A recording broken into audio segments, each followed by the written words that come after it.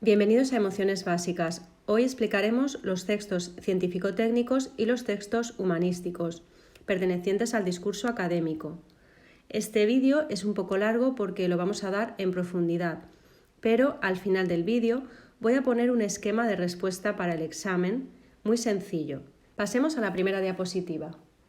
En primer lugar, súper importante diferenciar entre modalidades y tipologías. Si ya has visto mis vídeos sobre los tipos de texto, conocerás todas las modalidades y sabrás que la modalidad es lo mismo que la secuencia. No podemos confundirnos entre estos dos ámbitos. Los textos narrativos, descriptivos, expositivos, argumentativos y dialógicos forman parte de los tipos de secuencia que te puedes encontrar en un texto, mientras que los de la parte de la derecha de la tabla son tipologías textuales parecido a géneros. En el ámbito académico encontramos, por ejemplo, el ensayo o el artículo de tipo humanístico o de tipo científico-técnico. En el ámbito periodístico encontramos la noticia, el reportaje, la crónica, la entrevista, el artículo de opinión, la editorial. En el ámbito literario, narrativa, poesía y teatro. Y en el ámbito profesional administrativo, escritos técnicos, administrativos, legislativos, empresariales, etc. Vamos a ver qué es el discurso académico. Para empezar, utiliza predominantemente la secuencia expositiva. ¿Por qué? Porque sobre todo tiene explicaciones, definiciones, instrucciones, ejemplos, clasificaciones. Pero también podemos encontrar dentro del discurso académico alguna secuencia argumentativa, sobre todo en las demostraciones científicas, en las hipótesis, en los análisis de causas y efectos, en las refutaciones teóricas, en las defensas de tesis o mediante opiniones personales en ensayo, por ejemplo. Otras secuencias que podemos encontrar dentro del discurso académico puede ser la descripción, por ejemplo, cuando nos hablan de características de objetos, de seres, de procesos o sensaciones. La narración, cuando se le quiere dar un enfoque cronológico o histórico o se cuenta una anécdota. Y el diálogo, por ejemplo, a base de una estructura de pregunta-respuesta o interpelaciones al lector. En el discurso académico, que está centrado en transmitir información, en transmitir conocimiento, el emisor será especializado, un profesor, un periodista, un investigador, y siempre se adecúa al nivel de los receptores. Por lo tanto, si el receptor es especializado, utilizará más tecnicismos. Si el receptor no es experto, entonces utilizará más aclaraciones, un lenguaje más divulgativo. En cuanto al receptor, si es experto, el texto será especializado, más técnico. Si es inexperto, el texto será divulgativo, más cercano y aclaratorio. En el canal encontramos que puede ser escrito mediante ensayos, artículos, manuales o tesis, y oral, en conferencias, clases magistrales, ponencias. En cuanto al código, se utiliza la variedad estándar porque se pretende un lenguaje formal, un registro formal, terminología específica de ese ámbito, por ejemplo, si es un discurso académico sobre la sintaxis, se hablará con tecnicismos propios de la materia. También se pueden utilizar fórmulas, por ejemplo, si es un tratado científico, imágenes o diagramas, en el caso de que sea necesario, y en el texto humanístico podemos encontrar un tono irónico, humorístico o figuras literarias. En cuanto al referente, que sería el tema del que se habla, pues puede ser muy variado. Si es científico-técnico, pues la física. Si es humanístico, el arte. Otros temas, astronomía, biología, informática, historia, filología, sociología, psicología, politología. Si el tema es de ciencias, será un texto científico-técnico. Y si el tema es de humanidades, será un texto humanístico. Pasemos a ver ahora las estructuras y métodos del texto académico. En el texto académico, si predomina la exposición, podemos encontrar la siguiente estructura: introducción con el planteamiento del tema, desarrollo con explicaciones, clasificaciones, preguntas-respuesta, instrucciones, enumeraciones y la conclusión, que es la síntesis o recapitulación. Por lo tanto, vemos que sigue las pautas del texto expositivo. Si predomina la argumentación, en la introducción tendremos la presentación de la tesis, que puede ser una hipótesis científica. Luego, en el desarrollo, una serie de argumentos y contraargumentos, la demostración de la tesis, y en la conclusión, una revalidación de la tesis. Como vemos, simplemente, según la intención comunicativa, se acercará más a la exposición o a la argumentación, lo cual no significa que no se puedan mezclar ambas secuencias. Perfectamente podemos encontrar exposición y argumentación en un mismo texto. En cuanto al método, ya la cosa difiere un poco, porque tanto un texto científico-técnico como un texto humanístico pueden elegir un método u otro. Si siguen el método científico, tendrá que ser un texto totalmente objetivo. Habrá una demostración empírica, habrá realidades físicas, objetividad, universalidad, hechos verificables y comprobables, rigor, precisión, claridad y predominio de la función representativa.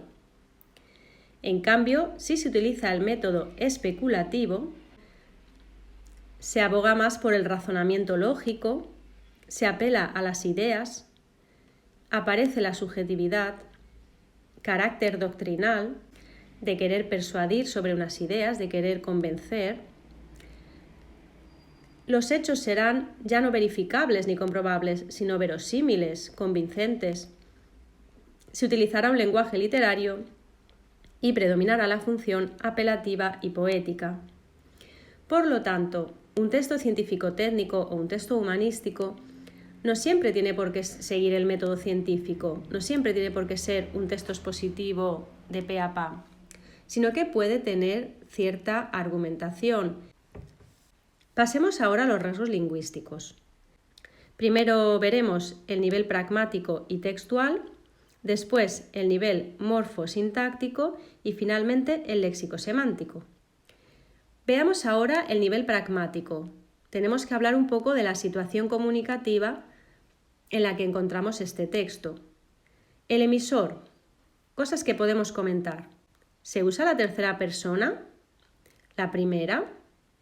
Fijaos, el uso de la tercera persona proporciona sensación de objetividad. El uso de la primera persona del singular proporciona sensación de subjetividad. Y el uso de la primera persona del plural, nosotros, puede implicar modestia o que quiera el emisor hacer partícipe al lector. En cuanto al receptor, puede ser un destinatario especializado o inexperto. Puede ser mencionado en el texto a través de la segunda persona del singular o de la primera persona del plural, tú, usted, nosotros, o puede no ser mencionada en el texto, pero son cosas que puedes comentar. El canal, probablemente si estamos en un examen, será escrito. Adecuación al contexto, pues simplemente a qué ámbito pertenece. ¿Se utiliza un registro formal? ¿Aparecen normas de cortesía reflejadas en el texto, como por ejemplo el uso del usted? ¿Hay algún tipo de protocolo en el texto? ¿Qué intención tiene el texto?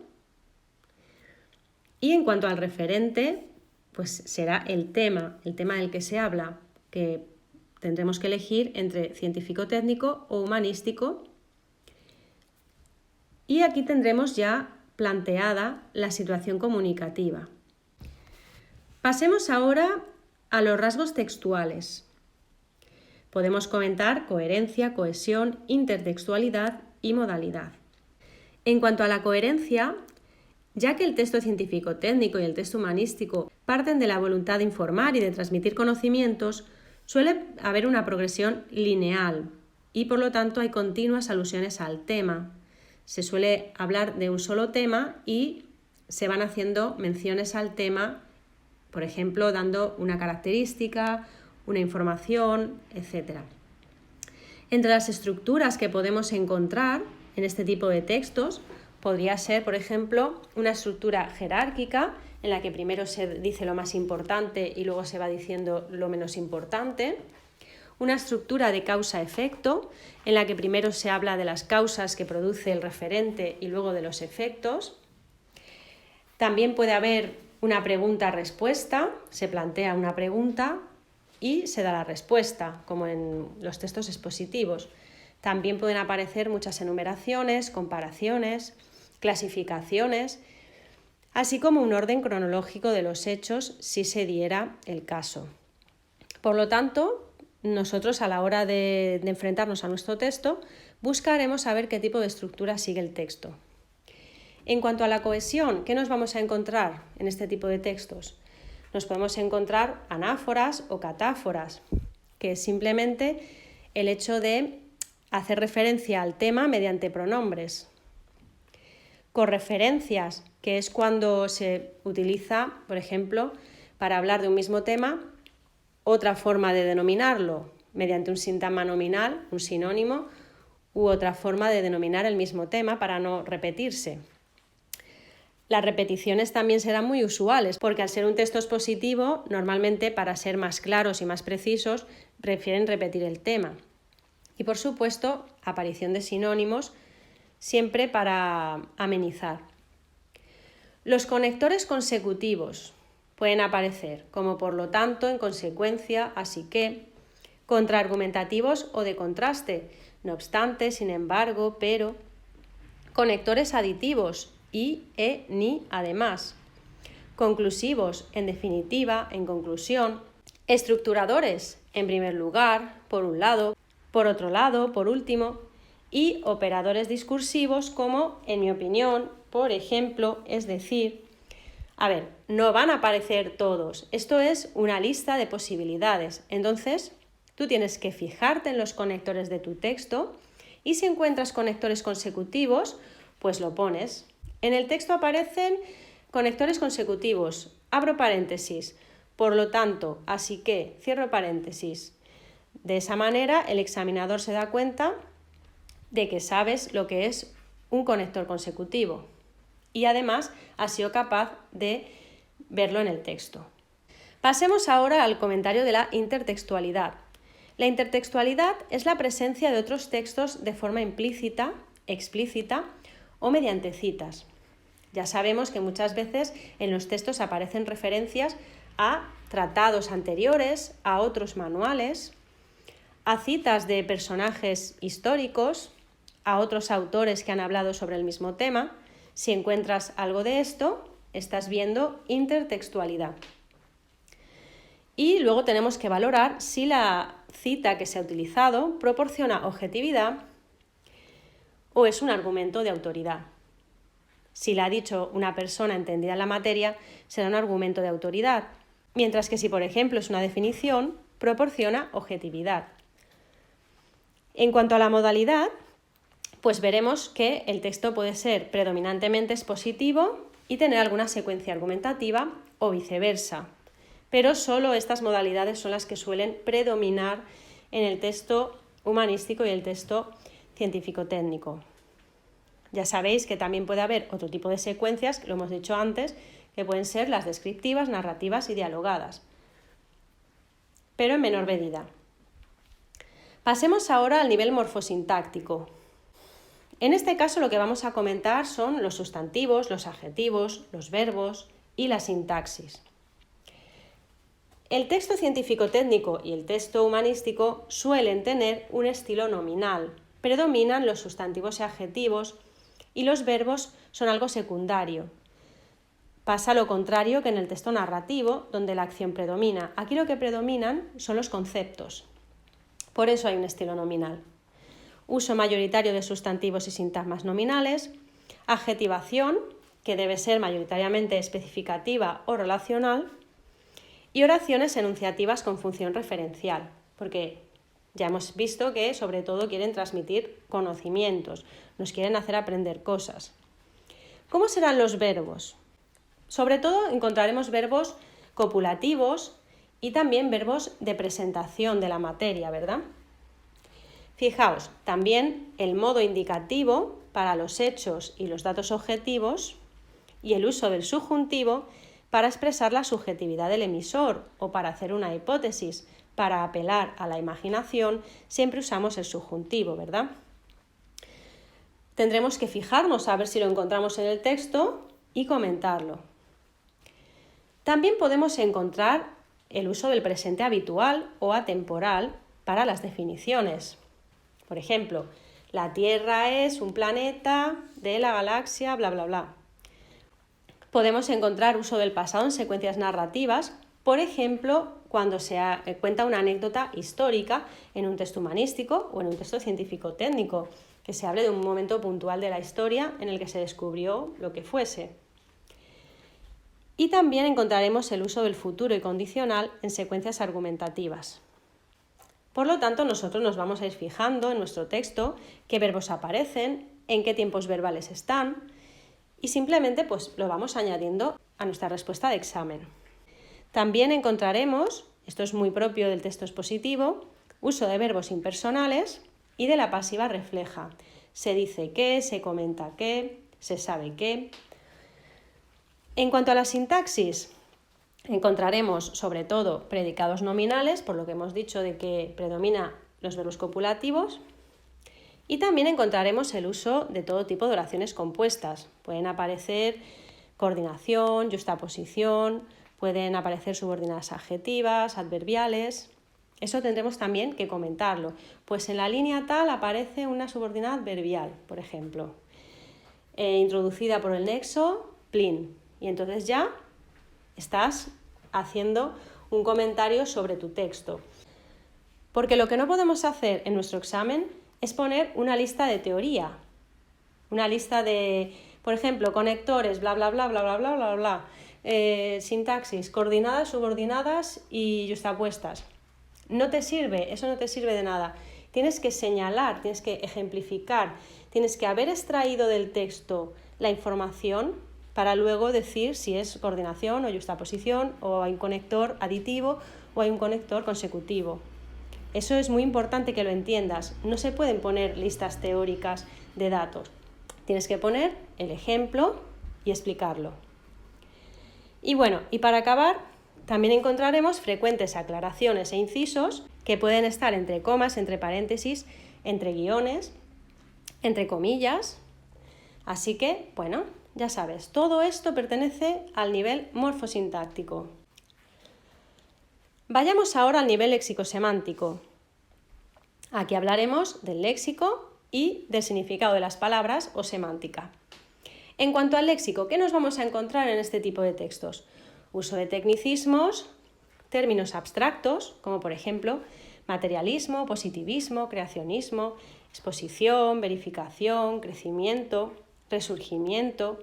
Podemos encontrar latinismos, a posteriori, a priori, errata, vox populi, carpe diem, ex cátedra. Podemos encontrar neologismos formados por derivación como antihistamínico, ordenador. Podemos encontrar palabras compuestas como socioeconómico o palabras compuestas por elementos grecolatinos como plurilingüe, eufemismo, cosmología. También podemos encontrar préstamos, que pueden ser calcos, extranjerismos o adaptaciones. Hardware, escáner, correo electrónico. Podemos encontrar siglas y acrónimos, ADN, ONU, informática, radar. Podemos encontrar códigos específicos, como símbolos matemáticos, fórmulas, símbolos musicales, químicos. Y también los epónimos. Los epónimos son palabras que provienen de nombres propios, personajes históricos que en un momento dado inventaron algo. Por ejemplo, amperio viene del matemático y físico francés Ampère. Patio viene del ingeniero escocés Watt. Polonio viene de Polonia, que era la patria de Marie Curie, codescubridora del polonio. Donjuanismo vendrá del Don Juan e isabelino de la reina Isabel. Y vayamos a la semántica, que es el significado. Puede haber uso de sinónimos, hipónimos e hiperónimos, que ya sabéis que un hiperónimo es la palabra general y los hipónimos son palabras que pertenecen a esa categoría. Por ejemplo, un hiperónimo sería Flor y sus hipónimos podrían ser Rosa, Margarita, Azucena, etc. También pueden aparecer palabras del mismo campo semántico, pueden aparecer metáforas, personificaciones, siempre con intención aclaratoria, porque recordad que su intención es informarnos y transmitirnos conocimiento, y predomina la denotación. Y aquí acabaría lo que es el comentario del texto. Vamos a ver algunos rasgos del texto humanístico. Su objeto de estudio es el ser humano, en cualquiera de sus dimensiones: psicología, pedagogía, lingüística, sociología, filosofía, derecho, religión, así como en sus manifestaciones y creaciones: arte, historia, literatura, música. Son textos expositivos en los que predomina la función referencial del lenguaje y cuyo propósito es la transmisión de conocimientos. Pueden albergar secuencias argumentativas en el caso de que pretendan demostrar alguna hipótesis científica. Pueden incorporar valoraciones u opiniones en ciertos géneros como el ensayo, pero predominan la intención informativa y la objetividad. Esto es importante siempre tenerlo en cuenta porque son textos expositivos. A fin de cuentas, nos quieren transmitir un conocimiento. Y en cuanto a los géneros del texto humanístico, podemos encontrar un diálogo filosófico, un ensayo, un artículo periodístico de opinión, una monografía, una biografía. Vayamos a hablar un poquito más del ensayo. Fijaos, el ensayo es un texto de extensión variable y temas variados. Pueden ser las ciencias humanas y sociales, como la psicología, filosofía, arte, sociología, historia o literatura. El ensayo siempre tiene un afán divulgativo, por lo tanto, cercano al lector, y no va a un lector especializado, sino a la masa de lectores de la población. También suelen transmitir un punto de vista personal, por lo tanto, tienen ahí un rasgo subjetivo, un rasgo argumentativo. Y en eso se parecen a los géneros periodísticos de opinión. Y finalmente, los ensayos suelen tener una voluntad de estilo, y en eso se parecen a los géneros literarios. Por lo tanto, el ensayo tiene algo de expositivo, algo de argumentativo y algo de literario. Funciones de todo tipo: la función referencial, la función conativa y la función poética en un mismo texto. Pasemos ahora a las características del texto científico-técnico. Estos textos presentan explicaciones teóricas, así como avances de la ciencia y de la tecnología. Por lo tanto, ya diferenciamos en el tema, en el referente. Son textos expositivos en los que predomina la función referencial del lenguaje y cuyo propósito es la transmisión de conocimientos. También puede ser, si hubiera alguna demostración de cierta hipótesis, que aparezcan, secuencias argumentativas. Sus características fundamentales, sin embargo, son la objetividad, la universalidad y la precisión. Pueden albergar secuencias argumentativas en caso de que pretendan demostrar alguna hipótesis científica. Bien, esto es la definición teórica del texto científico-técnico, que te tiene que servir para darte cuenta de si el texto que te aparece en el examen es de un tipo o de otro. Y finalmente os doy el esquema de respuesta en el examen.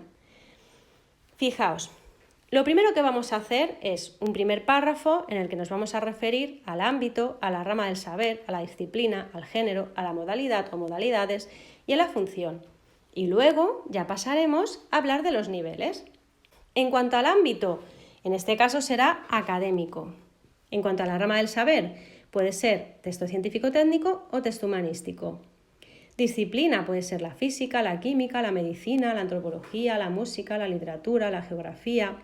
El género puede ser artículo, ensayo, reseña, manual, conferencia, pero normalmente predominarán o el artículo o el ensayo en los exámenes de selectividad. En cuanto a las modalidades, tendremos que mirar si hay exposición y argumentación, si hay descripción, etc. Y en cuanto a las funciones del lenguaje, pues ya sabemos que habrá que decir si nuestro texto predomina la función referencial, conativa, poética, o si están las tres o si hay una que predomina. Y luego pasamos ya al comentario de los rasgos lingüísticos. Nivel pragmático y textual. Nos referiremos a la situación comunicativa, emisor, receptor, canal, código, mensaje, etc. Los rasgos textuales, estructura, coherencia, cohesión, secuencias, lo que hemos visto antes, ¿verdad? En el nivel morfosintáctico hablaremos de sustantivos, adjetivos, verbos, tipos de oraciones. Y en el nivel léxico-semántico, si existe denotación o connotación, si hay palabras derivadas, compuestas, si hay préstamos, si hay siglas, si hay figuras retóricas, sinónimos, hiperónimos, etc. Ahora os voy a leer un ejemplo de lo que sería el primer párrafo de la respuesta a un examen en el que te sale un texto científico-técnico. Examen X. Es un texto científico-técnico del ámbito académico cuya disciplina es la medicina. Se trata de un artículo periodístico sobre los avances científicos en respiración asistida, en el que predominan la modalidad expositiva y la función referencial del lenguaje. Fijaos, hemos hablado un poquito de cada cosa, ¿verdad? Y hemos creado nuestro primer párrafo de examen y luego ya vendrían el nivel pragmático, el nivel morfosintáctico y el nivel léxico-semántico, que nos pueden ocupar un párrafo más de unas 5 líneas. Vayamos a un ejemplo en el que nos topamos con un texto humanístico. Es un texto humanístico del ámbito académico cuya disciplina es la psicología. Se trata del fragmento de un ensayo sobre los cambios en la adolescencia, en el que predomina la modalidad expositiva y podemos encontrar secuencias argumentativas. Se combinan las funciones referencial y conativa del lenguaje. ¿Vale? Estos son los ejemplos. Espero que el vídeo os haya servido de utilidad y nos vemos en el próximo vídeo. Hasta otro día. Chao.